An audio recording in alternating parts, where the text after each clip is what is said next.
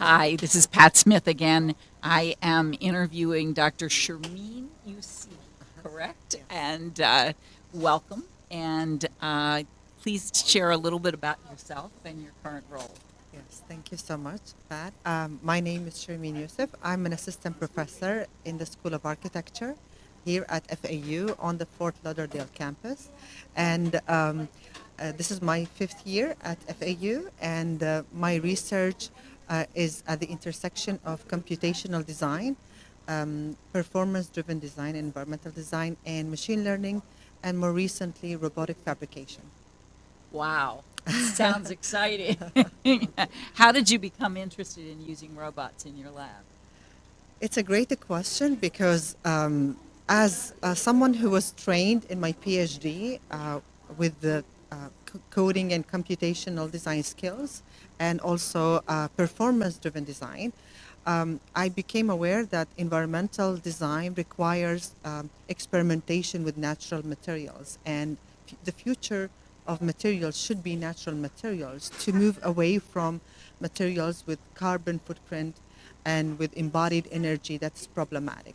And for architects to engage in research that leads to prototyping new structures, we need to investigate materials.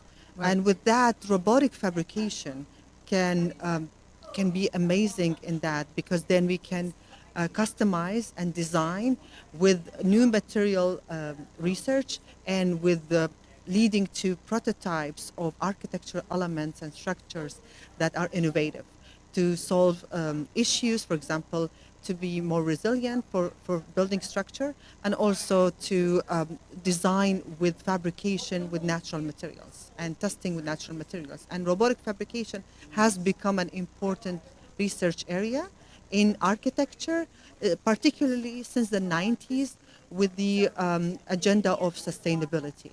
Right. Yes. So tell us about your robot. So my robot is, I have two of them. I have two robotic arms. The brand is Universal Robots.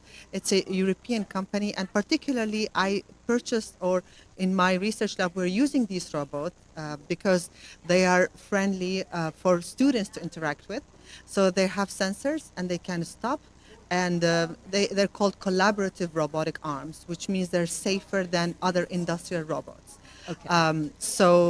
The robotic arms have an end edge that can be used for adding an end effector, and it can be a gripper, it can be an extruder that extrudes materials, and different types of materials like clay, PLA, plastic, and any other recipes of materials.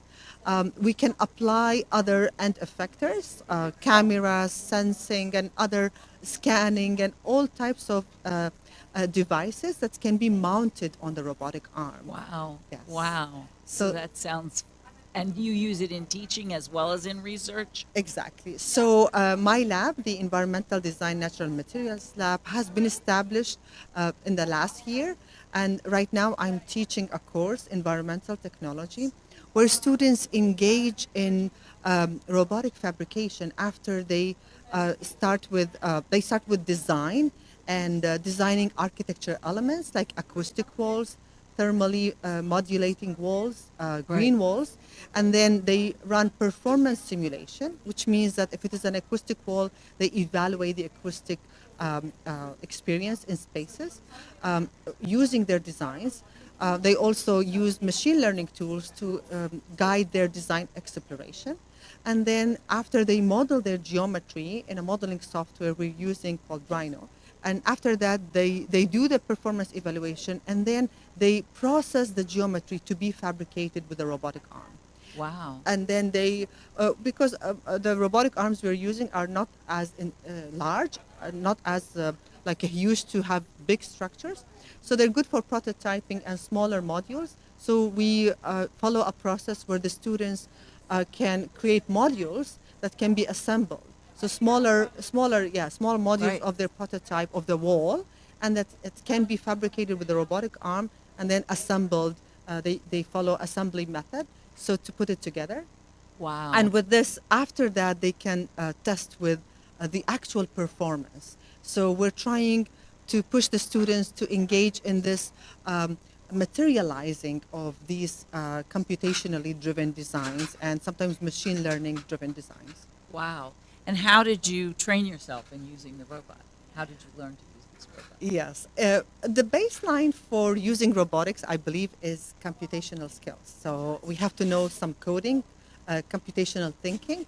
And in my master's degree, I did my master's in Germany, and we used certain coding skills in design. Right. And after that, following up in my PhD, my doctorate degree is from Texas A&M, where we had to learn more of coding skills. So coding is the main skill that after that I realized that I can interact with robotics Right. and also other types of research that also require coding.